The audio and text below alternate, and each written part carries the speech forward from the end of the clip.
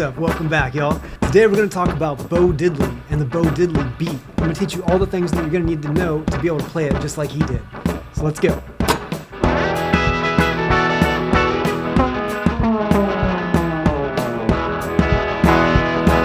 Now the slidey thing going upwards, just 12th fret.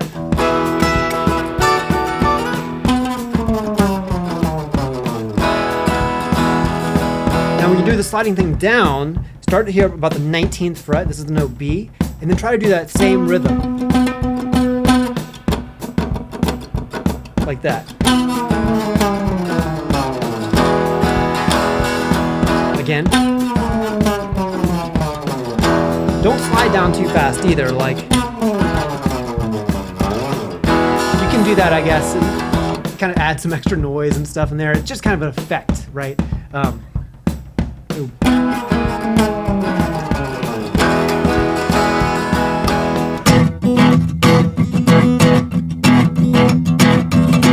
What we're doing over here is something that we call the pulse technique.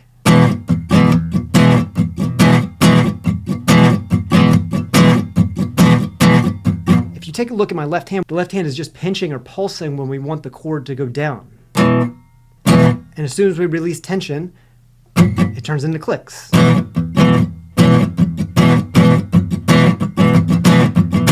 Now this is a really common technique. It comes up especially in modern day like funk stuff.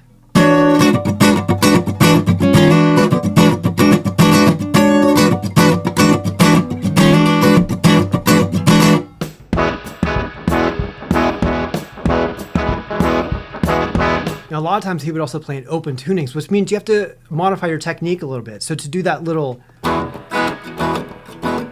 if you're in an open tuning, which I'm in open E right now, you have to do this muting technique with the left hand. It's the same as the pinch technique, except we have to mute the strings after we play them. So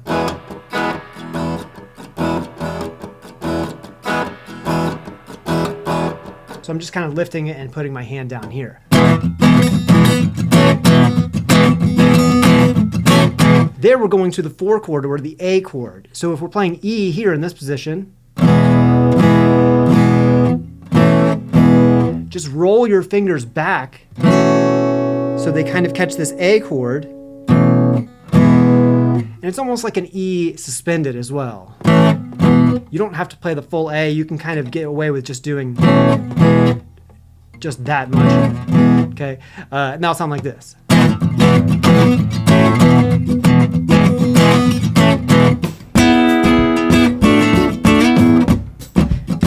So you can start with this one. So we're just having E position. We're going E to D. So this is the 12th position. Okay, last one.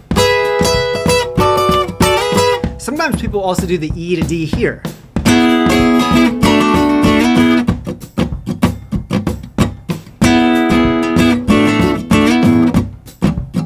Okay, and then finally also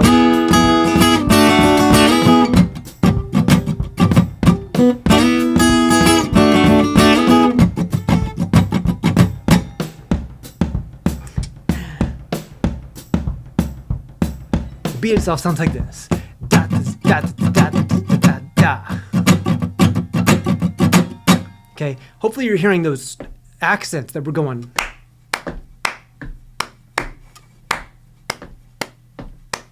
We all recognize this rhythm now because of him, but this actually comes from something that's called a clave beat, which has its roots in Africa, but also is really popular in Latin music. You can see what the clave beat looks like if you look at this diagram here. The best way to practice that is just with the muted strum at first. What you need to do is accent where those X marks are. So it sounds like this. Hard, soft, soft, hard, soft, soft, hard, soft, soft, soft, hard, soft, hard, soft, soft. You'll have to accent on different strokes, meaning like down, up, down, down, down, down, up, down, down, down. And it's important to play it that way because you need to keep this hand as kind of like what we describe as almost like the motor. This hand is going to be responsible for a lot of the muting. Now, the last thing I want to share with you guys is the kind of amp settings that are going to give you a close approximation of the sound. Now, what you want to do is try to get a classic amp that has kind of a clean sound. You can use a bass amp or just an old style amp that doesn't have a bunch of dirty gain on it. Then you want to basically just boost the input so it's very, very loud, but not super distorted, kind of almost edge of breakup, but a little bit more clean. Then you want to try to add some, let's hear what that sounds like. Okay.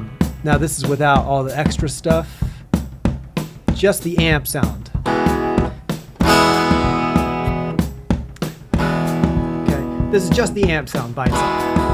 Okay. Next, you want to try to add a lot of reverb. Spring reverb is really what's going to make it sound more like him. It's a little bit of that, and then a little bit extra here. Now, one last little thing is he's also adding some tremolo, which is this style effect. It's kind of like a vibrato. And you can really hear it when up here.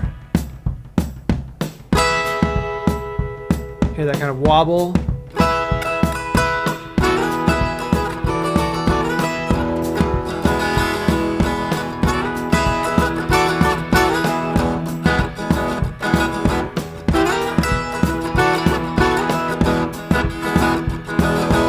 Now that'll get you kind of close, but let me turn off my microphone because you can still hear the clicks of me and me talking. And so I want you to be able to hear this.